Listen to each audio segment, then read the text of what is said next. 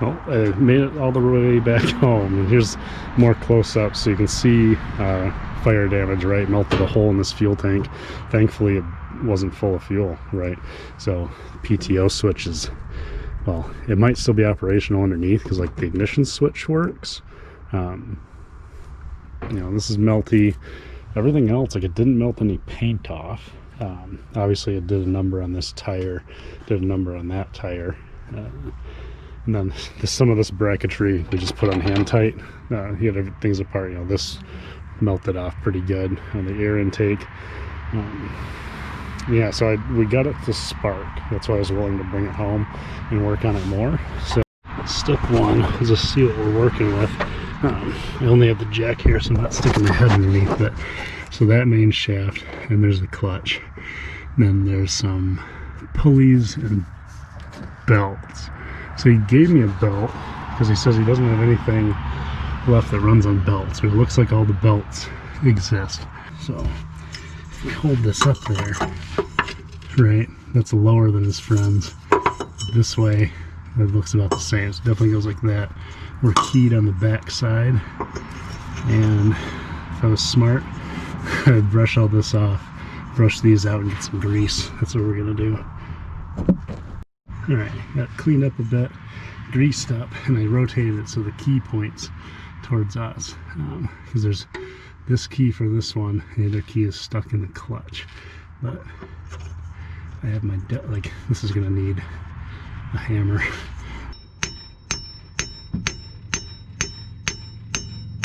Oh, looks like I had the key lined out because it's sliding in. Yeah, it's actually hammered in pretty easy now that it's a little further on. Maybe it's pushing stuff out of the way or the grease is helping, but this ought to make it a little better.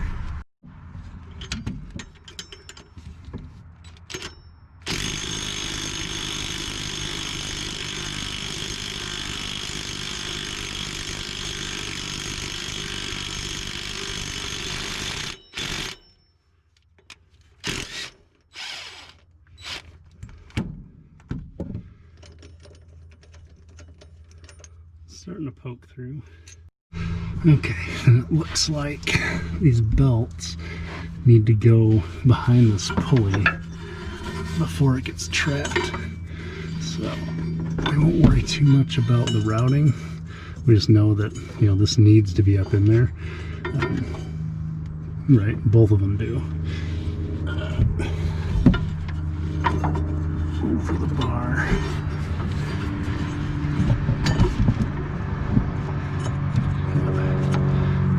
We'll be able to mess with it on the deck end.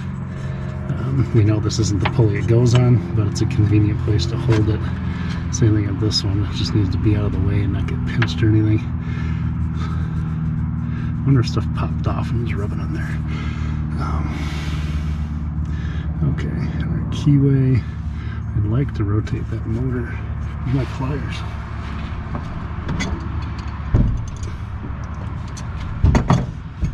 Okay, so see, it moves. It's not completely screwed, but it stops, and there's nothing touching it. So it's obviously just gross old bearings, because that has to be able to spin, because this side of the disc touches the other side, and that's what makes it go. So.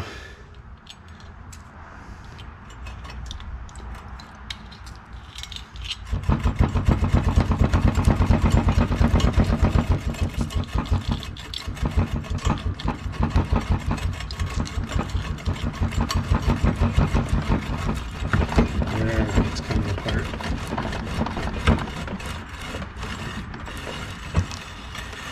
Nice. So at least it spins.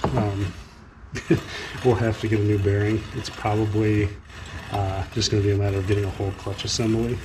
Fortunately, this isn't on too tight, right? It's got only about this much onto the shaft, so I'm not too worried about like this getting stuck on and me not being able to ever remove it. So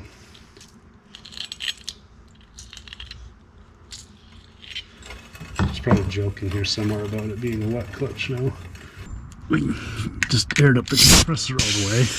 I'm gonna really give it to her and hope that we don't snap that bolt in half.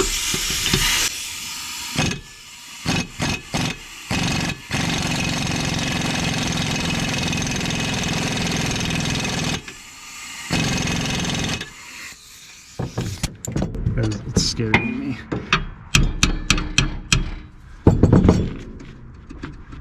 So that needs to go a lot further up. Unless it's on there upside down.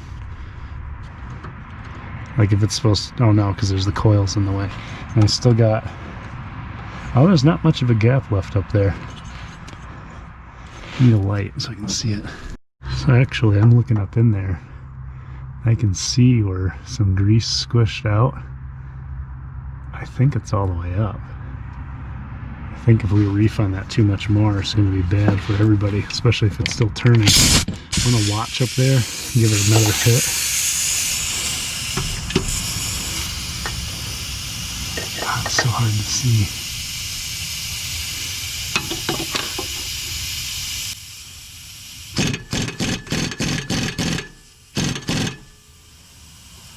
Yeah, actually, I think that's there. Which scares me because it feels like this should be way down in there, right? Right now it's like just the tip's barely touching. It's tempting to pop those out and get some washers in or something, because this is all that holds it, right? So this holds the clutch in place. If this popped out, this thing would whip in a circle. Make a hell of a mess, I bet. Well, maybe not that bad, because that's only the drive for the deck. So if we don't turn on the PTO, we don't have anything to worry about it. We can deal with it later. That top belt is the one that drives the hydraulic pumps. So yeah, we'll get that belt on, and then we'll get both belts on. But this concerns me right there. I'll have to look at the parts diagram and see if something goofy's going on. Okay, well, this is what I do like about this mower. Everything just has panels. So it's like, yeah, I want to get up here, and you know, this is the tension guy. So I want to take it off here, or even just go like that. So I can loop it over the back, and then I just need to move that pulley. But like everything's accessible. You just flip a panel up. No, there's no bolts, no crazy stuff. You go here, there's everything else, right? And then the whole engine's mostly exposed. Looks like it's going to be really easy to work on, other than when I need to get underneath. So okay, so the carb is off, and on that particular model there's a lever for left or the right tank. They don't tee together, they go individually, so we'll be able to run just off of the left tank for the time being until we get a new one on the right, which, as I said before, we won't get until that's rubber we won't end up getting unless things work, right? So everything is off of this that can't go in the parts washer. We're going to hit the outside first before we disassemble it. So there's some stuff about this carb kind of interesting. So clearly this is an Excel pump, and it looks like there's a screw in there that's covered up by some kind of epoxy. So I don't know if we're gonna bother taking that off. We can, they're saying we could push it, right, and see if it pumps, but it looks like it uses this channel to get ambient air pressure on the one side, and then your fuel goes out this side, and then there's like, why is that there? Like, shouldn't that, I don't know if they, yeah, I'm unsure, but I'm afraid of breaking that gasket. So we'd hate to have a fuel leak. Maybe we'll unscrew it and we'll just see how it feels. And I'll have to take this plate off the top to be able to blow passages out, and we got to take this part of the fuel shut-off solenoid, and the whole bowl should drop off. So that's the order. Yeah, that's interesting. There's a jet on the end of the fuel cutoff, so it must be that it directly cuts. Yeah, so it directly cuts off the main jet, which is kind of cool. There's some little gross things in there. I wonder if those will scrape off. Oh yeah, they're just floating around. So we'll hose out all that stuff. It'll clog everything up. Clean up that jet. Where's the I don't see an idle. And there's got to be an idle circuit, right?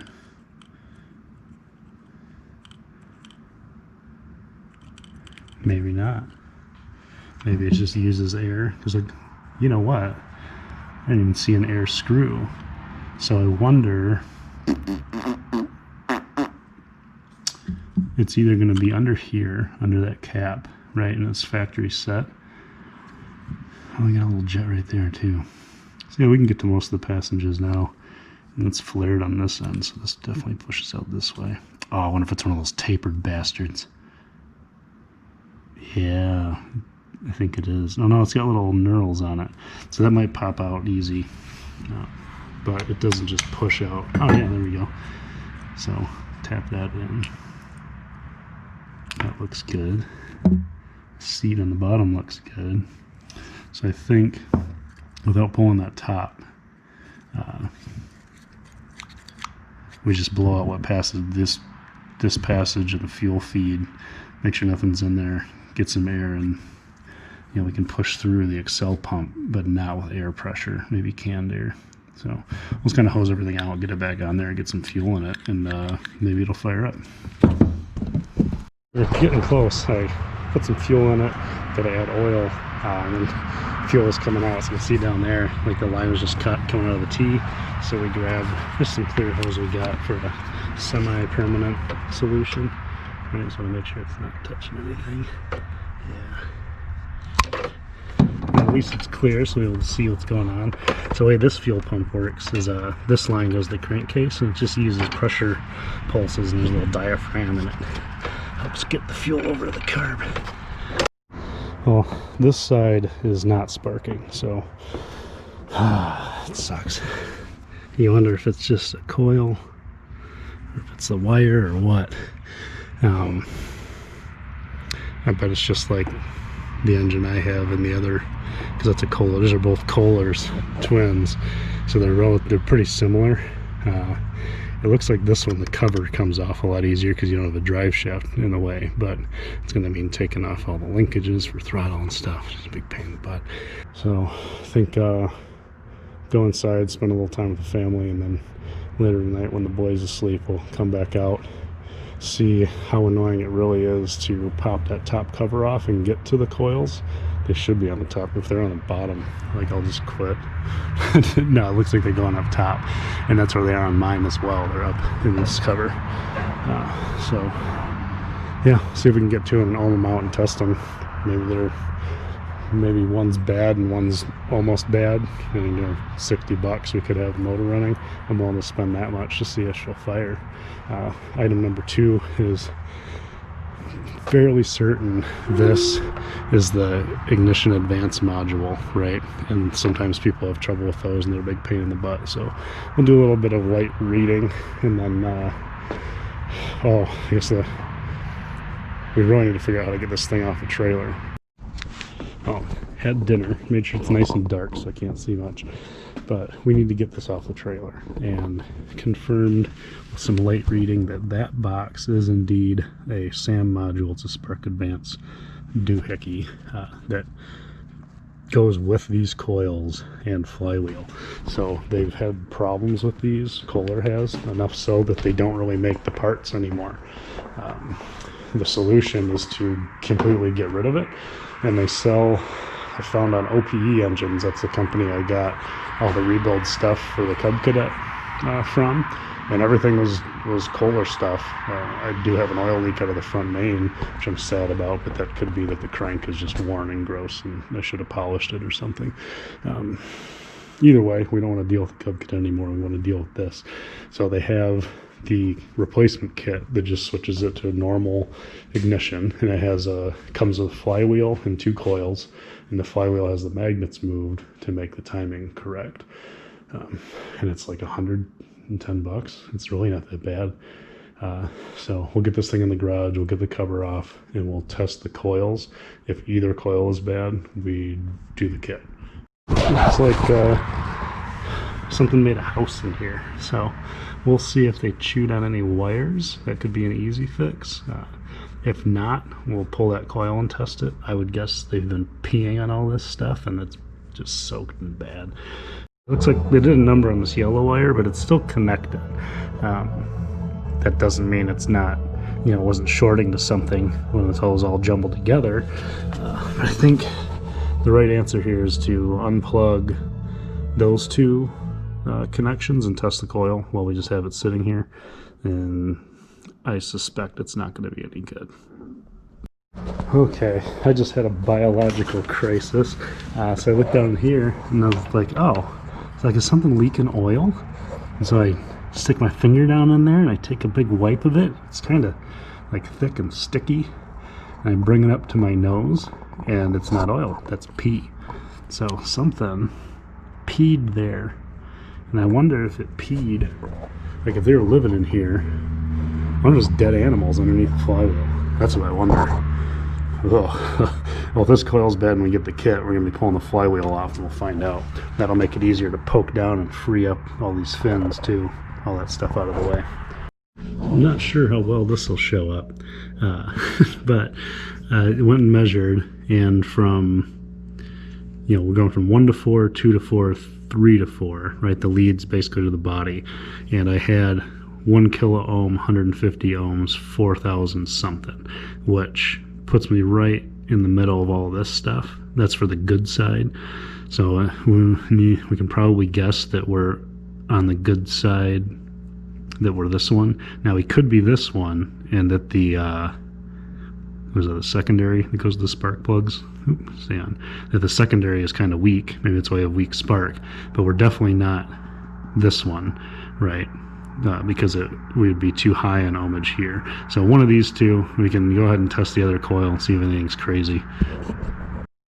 Okay, let's see how the head of that bolt goes. Now if I do it to the other side,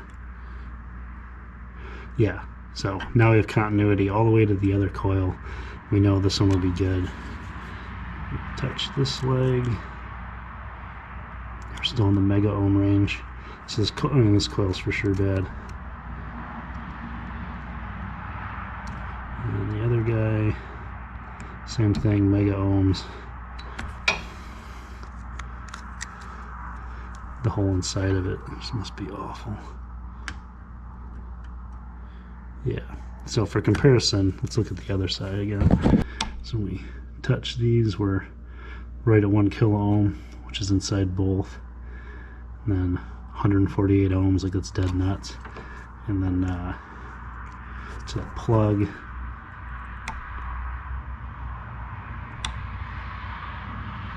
come on,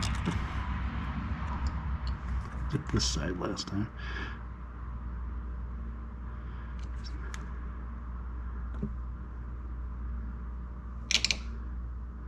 There we go.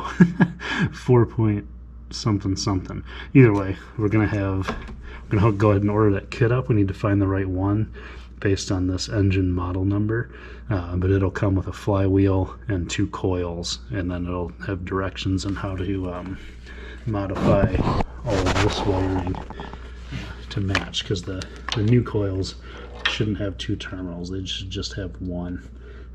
And a lot of this stuff will just get snipped to get rid of this whole box. Hopefully this yellow wire is one of them that goes away, since it got all beat up, but if not, we'll just repair it. In the meantime, I'll pull these coils off, pull the flywheel off, and see if there's anything that used to be living under there too. I broke down and ordered a flywheel puller that I hope will work. The one that they list on for their special tool is like a 2 with like the splayed out ears in case it's a 3-way, so they don't actually use all 4. So that'll show up Wednesday from Amazon. We'll give it a try. I'm not going to order the kit until this flywheel's off. For some reason I can't get this flywheel off, you know, then we may have to explore other options. But it would really be, I'll be happy if I can get rid of this box and not have to worry about whether it's good or bad.